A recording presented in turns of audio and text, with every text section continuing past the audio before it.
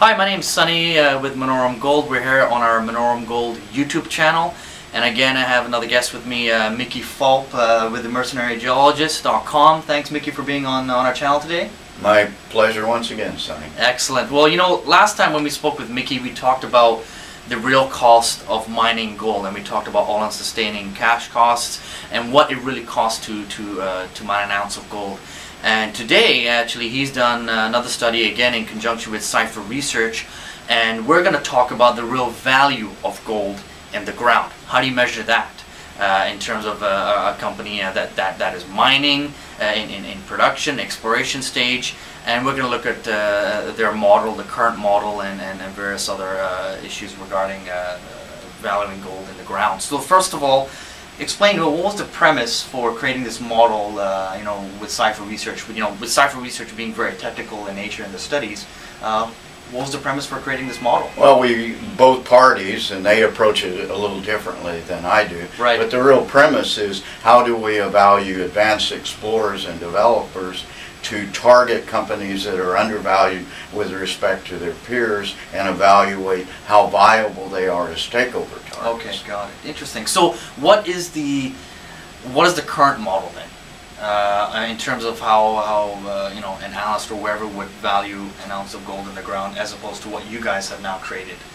I'm not sure the model is any different. Okay. We use peer evaluations. Cipher does it a little differently than I do. They're much more technically oriented and numbers oriented than I am. I tend to fly by the seat of my pants or shoot from the hip on these things. But the bottom line is that the value of an ounce in the ground, or the value of a company, is equal to the quantity of ounces in the ground times the price that it's valued at. Yeah. So, and so we approach the problem in somewhat different ways, but we're really looking for undervalued companies at any time in their history for speculation. So what were some other variables or factors that you looked at to create this model that you have?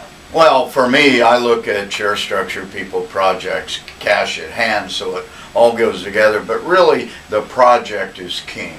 And a lot of analysts will tell you that management is the most important part of any gold company, explorer, developer. And Cipher and I completely disagree with that. We think that project is king. No matter how good management is, I don't think I've ever seen a gold explorer, developer, or miner taken over because of its attributes of its management, if you will. It's really about the project. Right. So what, I guess, what were some of the key conclusions that you, because you just had this report come out the other day, what were some of the key conclusions? Well, Cipher did an exhaustive study. They looked at 253 takeovers during a period from 1990 to 2013. Right. So that goes from a bear market to a bull market to a bear market to a bull market again. So really 2 cycles. And they looked at the number of ounces in the ground on all these projects and evaluated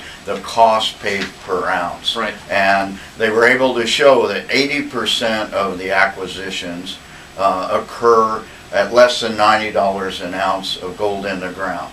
And 56% of those occurred at less than $45 an ounce in the ground. So that kind of gives you upper limits on what the peer valuations should be. Surprisingly, they found that the stage of the project did not correlate with the costs paid for it. So whether it was in production, a miner, pre-production, development, feasibility stage, there was no correlation.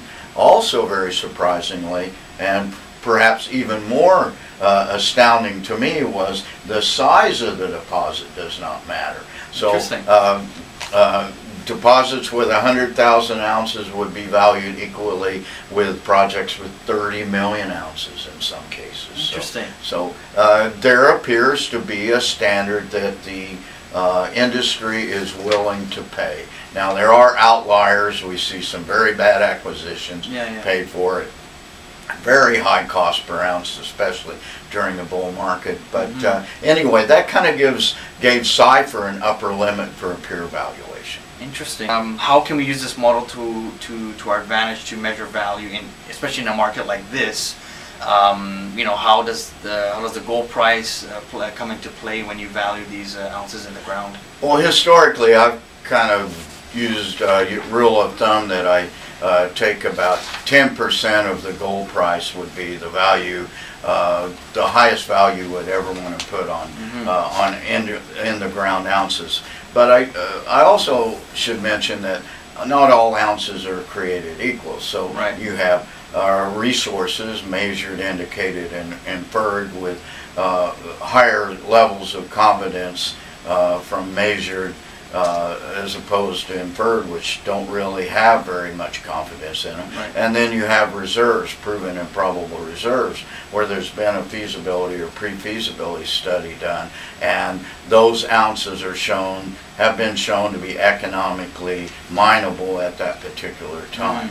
So what you want to do is take a look at the quality of the ounces.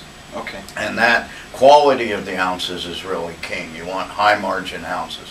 What the study showed was a couple of examples is that the engineering studies that are often done, and those would be preliminary economic assessments, pre-feasibility studies, feasibility studies, the takeover prices are often much lower than the value put on those. So the conclusion really became that when you are a lay investor, you need to listen to people without a vested interest in the project for real valuations. Things tend to be valued very high. And then you want to look at the valuation at any time with respect to its peers. If you find companies that are sorely undervalued with good projects, then those become entry points, and then you will have exit points when that company is fully valued using the efficient market hypothesis. Okay. With the model that you've created, you know, the conclusion is really, you know, you've looked at 253 takeovers, a lot of it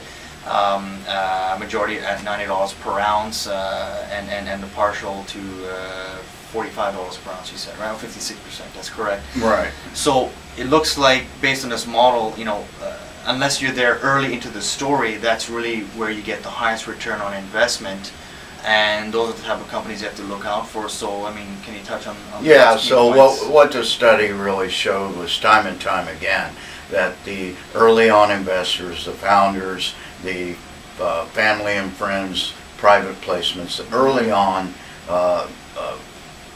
financings and the price early on would give an opportunity for entry.